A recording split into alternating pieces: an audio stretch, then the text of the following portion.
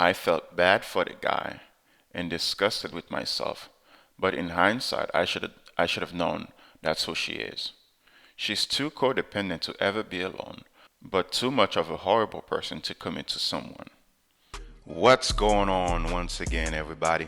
Welcome to the channel. If you are new to the channel, I invite you to subscribe. Welcome and good to have you. If you are a returning viewer, good to see you again. This guy here did not just ignore one, two, three red flags. He ignored seven red flags. And which is really, really bad because he put up with a lot of nonsense. He put up with a lot of BS coming from this girl. And fellas, that's something you should never, never do. Put up with red flags. Once you notice this woman that you thought that you started talking to, once you notice the first red flag, get the hell out of there. Do not stay. Leave. Leave. The only thing she can bring you after that, if you ignore those red flags, is trauma, problems, troubles.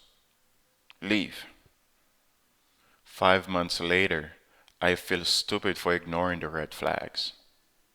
So me and my ex broke up about 5 months ago after being together for 1.5 years. In hindsight, I should have never even been in that relationship, but I was depressed and rebounding bad and was so desperate for human connection I fell in love with trash. At this point, I've moved on for the most part, but here are some of the red flags and moments where this walking trash did me dirty. Don't beat yourself up too hard, buddy. It happens to the best of us. Even myself. I once dated a trash. Absolute trash. The first red flag. This should have been where I left before it started. When we were talking, she was secretly seeing a fellow coworker for SEX who was engaged. I told her if she was interested in someone else before asking her out, and she said she wasn't. Well, right then and then, she's a liar. One night before we had plans for her birthday after work, which she postponed meeting up for about 30 minutes and told me she had something came up. Her dumbass forgot she had temporarily given me her location the day before, and I saw her pull up into an abandoned parking lot for about 30 minutes to meet the guy for SCX. And then we met after that. Should have cut off then, but she said it wasn't happening again, and a month later we were official. Yeah, too fast, buddy. Way, way too fast for that. Mm-mm. You need to know a woman a long, long time. I mean, a long time before you can even give her this title. Too fast. The second red flag. The whole time during their relationship, she stayed in contact with some of her exes. Bad idea, my friend. Some of which she would see in secret, and her excuse was that she didn't want me to assume something was happening. Oh, yeah, something was definitely happening. That's a lie. She said they were strictly friends and would never have cheated while in a relationship. That's a lie. I later learned after they break up in a heated argument that she has slept with every single guy friend she's ever had, and she admitted that she struggles with having platonic male friends. Oh, yes, absolutely. It's almost impossible for men and women to be friends. Almost impossible. I mean, for you to be truly friends with a woman, you have to go past this barrier, meaning the tension, the physical tension. Once you go past this barrier, then the tensions are off, then we can actually proceed forward in being strictly friends. But most of the time, men and women, we cannot be friends. No. The third red flag. She made a new Facebook account that she claimed was for charity work she does with the local animal shelter. Yeah, I know what kind of charity work. Charity work at clapping cheeks, that type.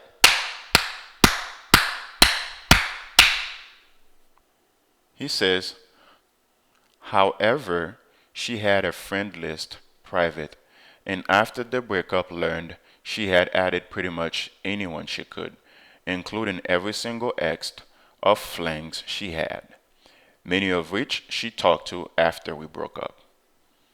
Well, that's just what people do, man. When somebody is out to deceive you, they'll go to great lengths in deceiving you. It's just human nature. That's what we do. That's what people do. I mean, it still sucked that it happened to you, but that's just how it is, man. Unfortunately. Red flag number 4. She went on a trip for 4th of July where she was going to buy a camper and bring back when she returned. Instead of having me, she took a male friend because he had a truck. She swore up and down that nothing would happen and that he would not even sleep near her since he was just a friend. Yeah, right. Well, due to the info above in red flag number 3, he wasn't just a friend. And he was openly trying to sleep with her after the breakup. I should have left then as well. So you go to great length in convincing yourself to trust this woman and to believe what she says to you. I mean, after one, two, three, now at 4, you still couldn't leave. So you were the problem. Not her. You were the problem, sir. You are. And you were the problem. Red flag number 5. She suddenly wanted to start using condoms and got a random STD test one day about a month before breakup. Yeah, she contracted something. You should get yourself checked out. She said it was for health reason, but she started seeing 2 people the day after the breakup, which confirmed my suspicion that she had been seeing them while we were dating as well. Well, sir, at number 5 now, yes, like I said before, you are the problem. You were the problem in the relationship. And it's not just you. A lot of us men, we do this as well. We put up with a lot of nonsense, a lot of BS from the opposite sex. Why? Because us men, we love to fix things. We love seeing things works. And the opposite sex predominantly do not understand that. I mean, it happens to the best of us. I was dating this girl. She would always start an argument, always trying to start a fight. Unfortunately, I did put up with a lot of BS from her, but not to the extent of where you went. Until I finally cut the girl off and got her completely out of my life.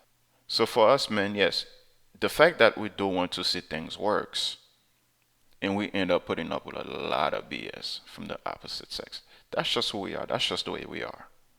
It's a good thing and a bad thing at the same time. Red flag number 6. She contacted me after we broke up and we had sex several times. I made it clear to her that it was simply that. Later I learned she had been in early dating stage with someone at the time. I felt bad for the guy and disgusted with myself, but in hindsight I should have known that's who she is. She's too codependent to ever be alone, but too much of a horrible person to commit to someone. I mean, most women, a lot of women, majority of women can't be alone. They always have to be in the arms of someone. Even those you see out there, I'm strong and independent, I'm this, I'm that, I'm a boss, big, and this and that. It's nonsense, man. When they go home, they're always trying to like get with someone so they can be in the arms of somebody. Women can't be alone, man. Don't ever listen to that. Don't ever trust that. That's nonsense. Red flag number 7. She had been in therapy the whole time, which only made things worse. I asked her what her therapist would say about certain issues. Apparently, her therapist would say something along the lines of her actions are a result of her trauma, and she shouldn't be ashamed of her actions, which in turns give her the green light to do shady things and blame it on her trauma. Yeah, more excuses, right? More and more excuses. I have now cut her out completely besides the occasional awkward exchange around our small town. I've struggled with clinical depression ever since high school, and I've taken the steps to love myself and heal before finding someone else. Good for you, man. I do not ever want to be unwell enough again where I put up with this kind of BS. I agree. This week has been one of the best weeks I've ever had in so many years, and I'm looking forward to the future. Well, I wish you all the good things, man. I truly do.